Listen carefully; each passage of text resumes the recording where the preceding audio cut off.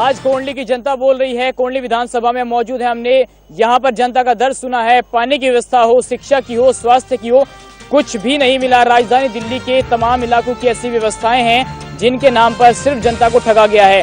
चाहे बात कांग्रेस की हो, चाहे बात बीजेपी की हो, किसी भी पार्टी की हो, संतुष्टि जनता को नहीं है। आप ये बताइए, किसे चुन रही है जनता इस बार अपना विधायक? ये तो आपने पहले ही देखा, लोकसभा में भी देख चुके हैं कि किसका नाम चल रहा क्या है। दूसरा विधानसभा की बात जहाँ है, केजरीवाल को लोगों ने पहले फेथ करा उस चीज का, और उनका उसका भुगतान भी भुगता है, जो 1 साल से जो है पूरा डंप सारे काम केजरीवाल को दे रहे हैं, मोदी जी को नहीं। मोदी जी सीधी सी बात है, जो उन्होंने काम किया उसको वोट मिलना चाहिए ना। जो उन्होंने 6 महीने कोई विधायक, क्षेत्रीय विधायक कोई मायने नहीं रखता, उसका व्यक्तित्व, उसकी ईमानदारी, या सिर्फ मोदी जी को देखकर वोट देंगे? मोदी जी ने एक वैक्यूम पैदा किया, उसके आधार पे जो उन्होंने कार्यकर्ता जो जुड़े उनसे, आज पूरी पब्लिक पहले क्या है, उन्होंने 15 साल कांग्रेस को देखा, लेकिन क्या किया आपके सामने? कांग्रेस ने कुछ नहीं किया। बीजेपी को चुन रही जनता? भाई देखो, ऐसा है, 15 साल देख लिया कांग्रेस के विधायक को, और रही बची कसर कर दी इसने आम आदमी वाले ने। अब तो भाई जो है, मोदी की जो कार्यशैली है उससे हम लोग प्रसन्न, मोदी जी के चेहरे को देख के आगे चलेंगे। किसे चुन रही जनता यहाँ पर? जनता भाजपा को चुन रही जी। आप बताइए, किसे चुन रही जनता? भाजपा। क्यों? भाजपा में ऐसा क्या है? भाजपा में क्या है कि मोदी जी ने जो 6 महीने में काम किया, आज तक 60 सालों में नहीं हुआ वो काम। भाजपा को चुन रही है? जी हाँ, भाजपा को यहाँ पर 15 साल उनको देख लिया कांग्रेस वालों, 11 महीने आम आदमी वाले को, 49 दिन काम किया है और 11 महीने की तनख्वाह ली है, तो भाजपा को इस बार। चलिए, भाजपा को चुन रही है। प्रबल जी, जनता तो भाजपा को चुन रही है, धोखाबाजी का आरोप आप पर लग रहा है, कैसा क्यों हो रहा है? क्या मीडिया को भी गलत कहना, विपक्ष पर आरोप ही लगाना आपका काम है? देखिए, जो पहली चीज मैं ये कह रहा हूँ कि इस बार पूर्ण बहुमत से आम आदमी पार्टी की सरकार दिल्ली में आ रही है। इस क्षेत्र की जनता, जिनको 15 वर्षों में सड़क नहीं मिली, जहां सीवेज सिस्टम नहीं था, वहां पे जाकर आप देखिए, वहां पे सीवेज सिस्टम प्रोवाइड किया गया है, सड़कें प्रोवाइड की गई हैं। और जहां तक आप भारतीय जनता पार्टी की बात कर रहे हैं, नरेंद्र मोदी जी की बात कर रहे हैं, नरेंद्र मोदी जी की जहां तक आप भी बात कर रहे हैं, नरेंद्र मोदी जी ने पहले कहा कि महिलाओं का बहुत हुआ अपमान, अब की बार मोदी सरकार, और उन्होंने Z+ सुरक्षा रामदेव को दे दी, लेकिन महिलाओं को रेपिस्टों की सुरक्षा में भेज दिया है। यह है मोदी सरकार। इस तरह के लोगों को क्या वो वोट देंगे? लोग झूठ बोल रहे हैं। ये लोग कह रहे हैं मोदी जी को चुन रहे हैं। आपने जो अभी रेप कांड हुआ है उसमें पुलिस कहाँ है? पुलिस कितनी क्या चीजें कर रही है? अगर यहाँ पे कोई विक्टिम पुलिस के पास जाता है तो उसको जैसे लगता है वही अपराधी है।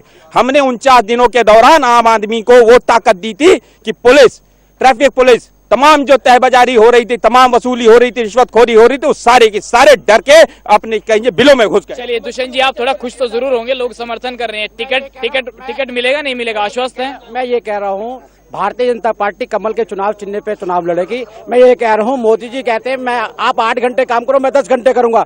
ये लोगों ने 4 करोड़ रुपया लिया, 11 महीने सत्ता में रहे और काम 49 दिन किया। इन्होंने कहा है काम 49 दिन, 11 महीने की तनख्वाह ली, 11 महीने की तनख्वाह ली, 11 महीने की 4 महीने काम किया। और आज देश की, दिल्ली की जनता का विश्वसनीयता खोकर विदेशों के अंदर चंदा मांगने के लिए जा रहे हैं, जबकि विदेशी लोग यहाँ पर हमारे विकास के लिए मदद करने के लिए। ये बताइए, चेहरा दुष्यंत जी का होगा कि मोदी जी का? चेहरा भारतीय जनता पार्टी का होगा। दुष्यंत जी कोई वैल्यू नहीं रखते? दुष्यंत एक कार्यकर्ता है, कार्यकर्ता को तो मोदी जी भी कहते हैं, कार्यकर्ता बनते थे प्रधानमंत्री बन गए। हमारे यहाँ कार्यकर्ता ही लड़ता है और कार्यकर्ता ही होता है, व्यक्तित्व नहीं होता। टिकट मिलेगा नहीं मिलेगा बताइए? विचारधारा दे, पार्टी टिकट मिलेगा नहीं दुष्यंत जी? पार्टी डिसाइड करेगी, पार्टी डिसाइड करेगी। चलिए, मोदी जी को सीएम बनाने की बात हो रही, लेकिन केजरीवाल जी कहते हैं कि जगदीश मुखी वर्सेस नरेंद्र मोदी। मायावती जी को बुलाएंगे, क्षेत्र में दिल्ली में रैली होगी, कुछ आश्वस्त है? सारा काम तो बीजेपी और आम आदमी कर गई, आप क्या कर रहे हैं? हाँ, देखिए ऐसा है, पिछले इलेक्शन के पहले हमने यहाँ कोंडली में 11,000 की हाई टेंशन लाइन थी, मैंने पर्सनल बेस पर हाईकोर्ट में रिट लगवा के उसको हटवाने का काम किया। उसके बाद 15 साल यहाँ कांग्रेस की सरकार रही, चारों तरफ आप देख रहे हैं जो हालत है, जनता त्रस्त है। उसके बाद आम आदमी को 1 साल का मौका मिला, घर से नहीं निकले।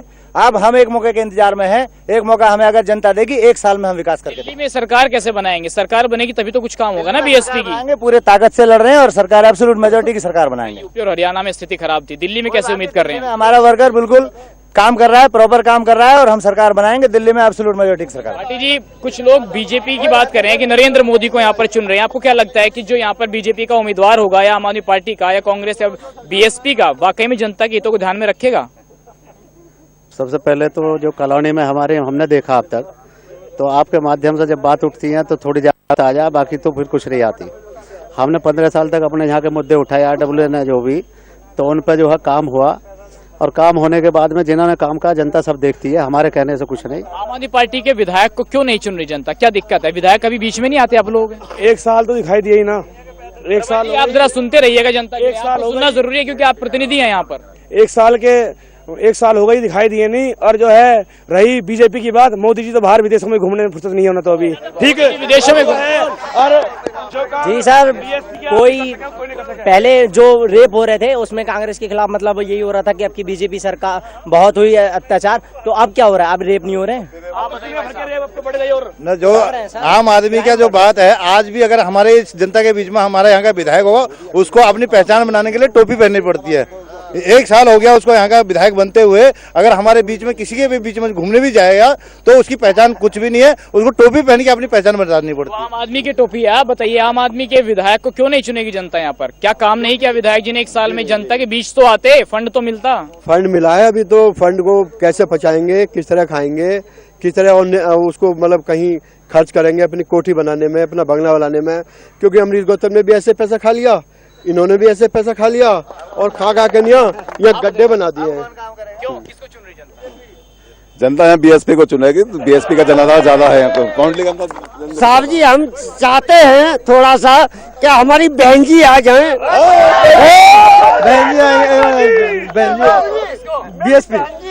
बीएसपी सर, बीएसपी के भी यहाँ पर चाहने वाले हैं क्योंकि बीएसपी के उम्मीदवार को भी काफी अच्छे वोट यहाँ पर मिले थे। बताइए।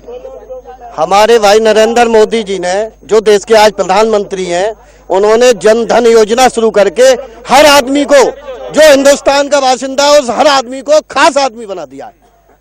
अब आम आदमी नहीं रहा, वो हिंदुस्तान का खास आदमी बन गया है और सभी के अकाउंट।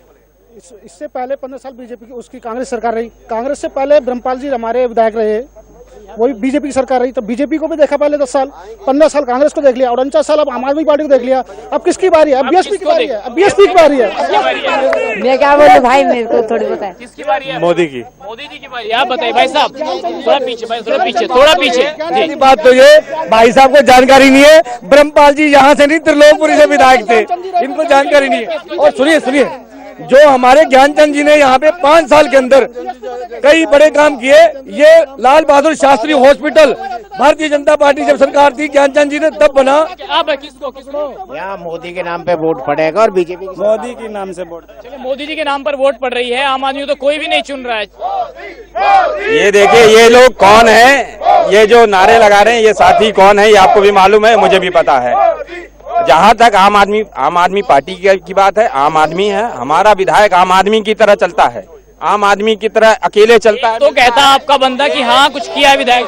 सुनिए, पहले जो साथी आपको, जो आम आदमी जो है, आम आदमी की तरह वो चलता है, लाओ लश्कर लेके नहीं चलता। आज भी हमारे पहली बार इस हिंदुस्तान में एक सरकार बनी है, उसके विधायक बिना सिक्योरिटी के चल रहे हैं, बिना तामझाम के चल रहे हैं।